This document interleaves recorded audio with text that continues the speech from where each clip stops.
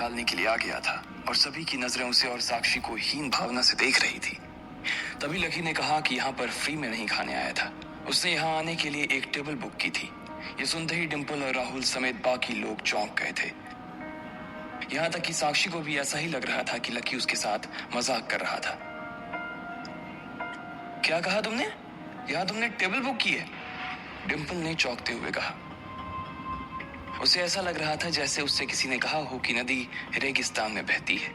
Lucky की बात सुनते ही डिम्पल को हंसी आ गई और वो राहुल को देखकर जोर जोर से हंसने लगी। उसे ऐसा लग रहा था कि अगर लकी जैसा आदमी सडन मून में टेबल बुक कर सकता है तो या तो ये होटल बहुत सस्ता है या फिर ब्रेकअप की वजह से लकी पागल हो गया है। जैसे ही डिम्पल ने लकी के चेहरे की ओर देखा तो पाया कि उसके चेहरे पर एक तरह की शर्म छा गई थी। बाकी लोग भी इस तमाशे का मजा ले रहे थे। उसके कपड़े को देखकर कोई भी उसकी बात मानने के लिए तैयार नहीं था। देखिए, अब आप मेरे पेशेंस का टेस्ट मत लीजिए। मेरे पास और भी बहुत सारे काम हैं। अगर आप इसी तरह टाइम वेस्ट करते रहे और यहाँ से नहीं निकले तो मुझे मजबूरन पुलिस को बुलाना पड़ेगा। मैनेजर ने अपने गुस्से का घूंट पीते हुए कहा।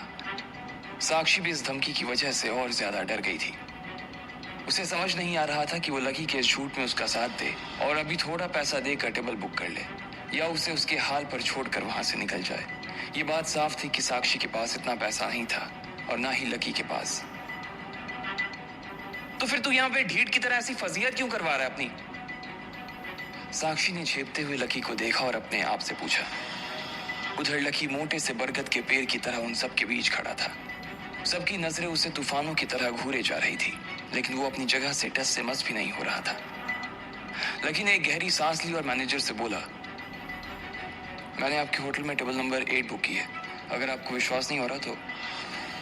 इससे पहले कि लकी आके कुछ कह पाता, उसने अपनी जेब से मोबाइल निकाला और मैनेजर को मैसेज दिखाने लगा जिसमें उसकी टेबल बुकिंग का कंफर्मेशन था।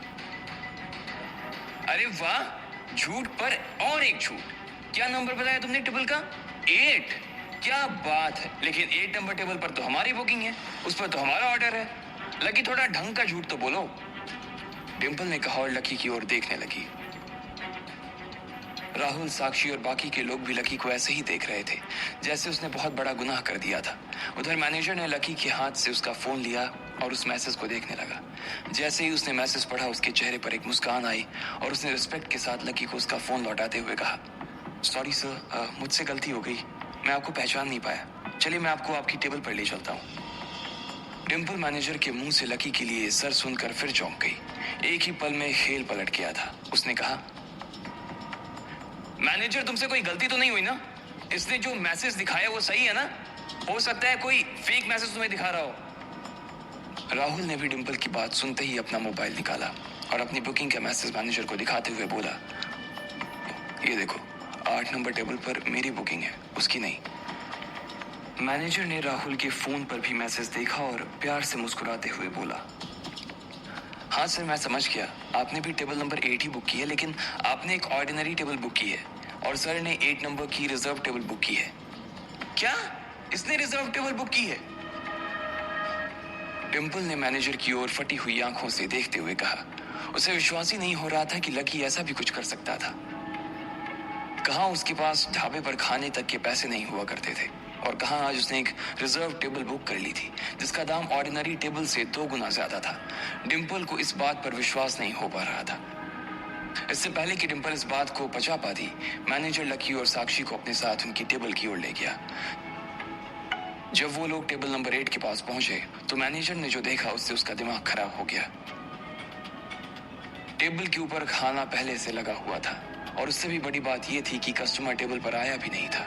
उससे पहले खाना खत्म होने की कगार पर आ गया था। 1 सेकंड सर, मैनेजर ने लकी को देखते हुए कहा। लकी ने देखा कि उसका चेहरा मारे शर्म के लाल हो गया था। उसने अपने पास खड़े एक वेटर को बुलाया और उसके कानों में बोला, ये क्या है? गेस्ट आकर खड़े हो गए और तुमने टेबल क्यों साफ नहीं करवाई? ये गेस्ट हैं? नहीं सर, इस टेबल के गेस्ट तो कब के आ चुके हैं। वो खा ही रहे थे कि अचानक मैडम की ड्रेस पर सब्जी गिर गई और वो उसे ही साफ करने के लिए वॉशरूम गए। वेटर ने कहा, अरे अरे गेस्ट ये हैं, ये दोनों गेस्ट हैं। तुमने किसको गेस्ट समझकर यहाँ बैठा दिया? मैनेजर ने उसके ऊपर चिढ़ते हुए कहा।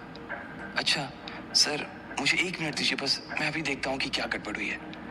वेटर ने कहा और तुरंत वहां से निकल गया। इतने में डिम्पल, राहुल भी उस टेबल के पास आकर खड़े हो गए थे। जब उन्होंने मैनेजर के साथ लकी और साक्षी को वहां खड़ा देखा तो डिम्पल बोली, हद है, अब तुम हमारी टेबल के पास क्या कर रहे हो?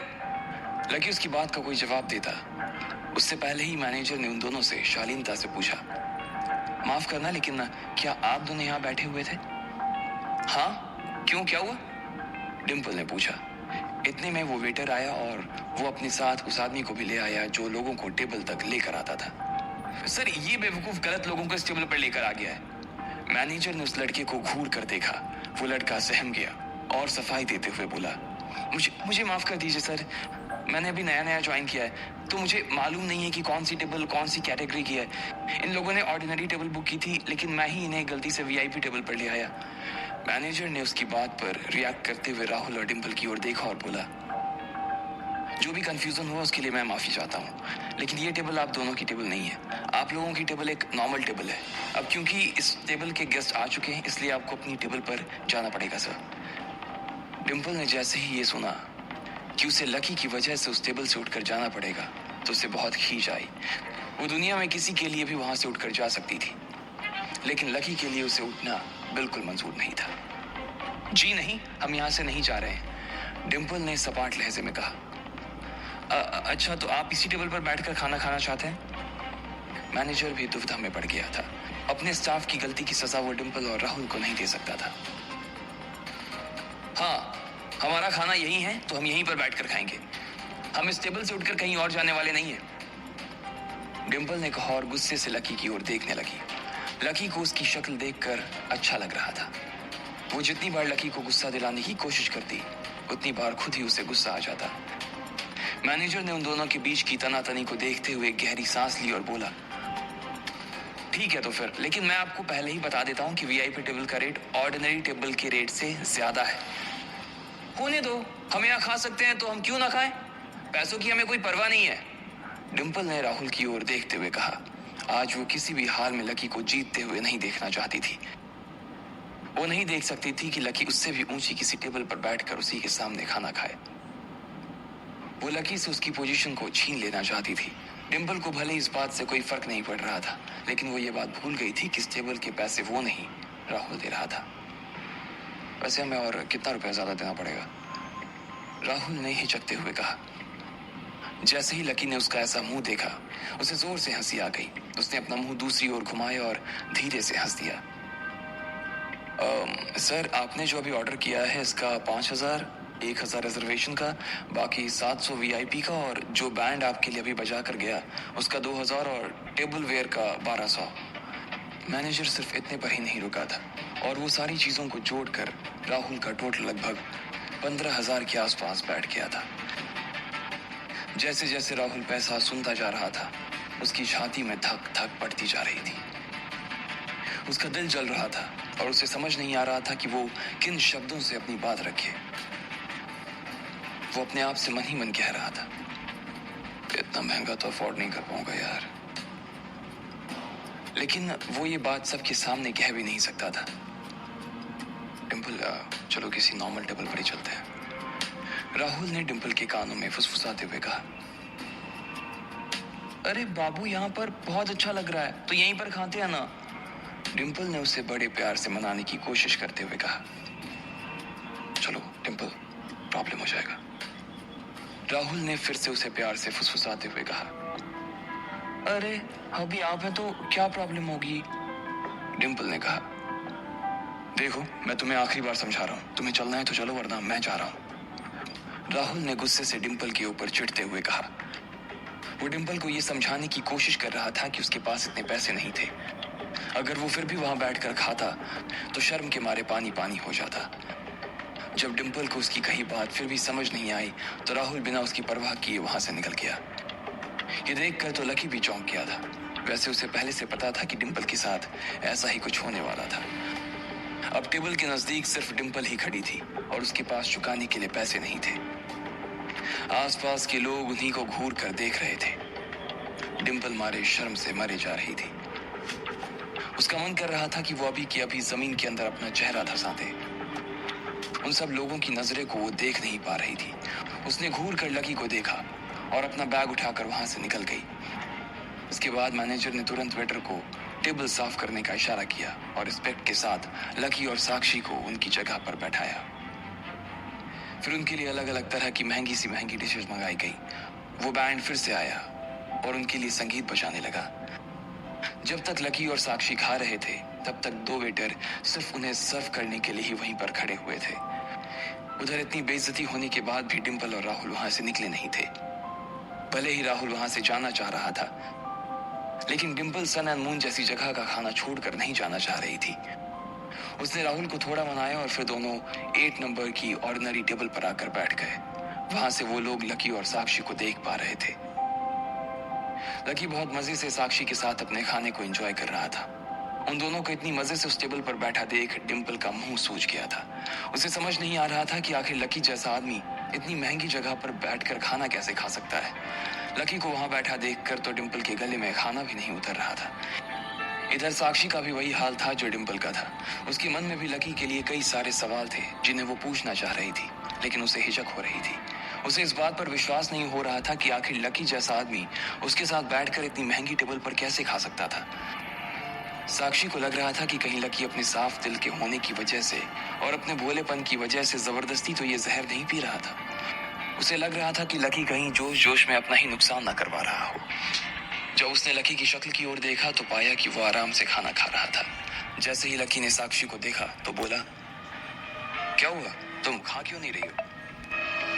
लकी, पहले तो तुम ये बताओ कि तुम्हें यहाँ पर ये टेबल कैसे मिली? साक्षी ने आखिर अपने मन की बात पूछ ही ली थी। क्या मतलब कैसे मिली? मैंने टेबल बुक की है, अभी तो मैसेज दिखाया था मैनेजर को।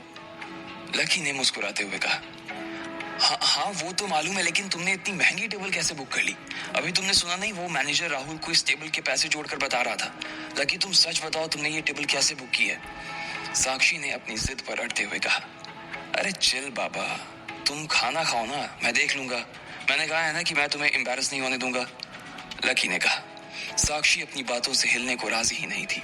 उसने अपने हाथ से चम्मच को नीचे रखा और लकी की ओर देखते हुए बोली, देखो लकी, अगर तुमने मुझे नहीं बताया ना तो मैं यहाँ से उठकर चली जाऊंगी। साक्षी के चेहरे पर उसकी चिढ़ साफ नजर आ रही थी। लकी समझ गया था कि अब वो साक्षी को सच नहीं बताता तो वो सच में उठकर चली जाती। लेकिन लकी को डर भी लग रहा था कि अगर उसने साक्षी को अपना सच बता दिया तो हो सकता है उसके और साक्षी के बीच एक बहुत बड़ी दूरी आ जाए। अब ऐसे में लकी क्या करने वाला था? क्या वो साक्षी को सच बताता या फिर कोई दूसरा झूठ बोलकर बच निकलता? क्या होगा जब डिंपल कॉलेज में सबको ये किस्सा बताएगी? आपको क्या लगता है, क्या होंगे इन सभी सवालों के जवाब? कमेंट बॉक्स में कमेंट करके जरूर बताएं और सभी सवालों के जवाब को जानने के लिए सुनते रहिए इंस्टा मिलीनियर सिर्फ पॉकेट एफएम पर।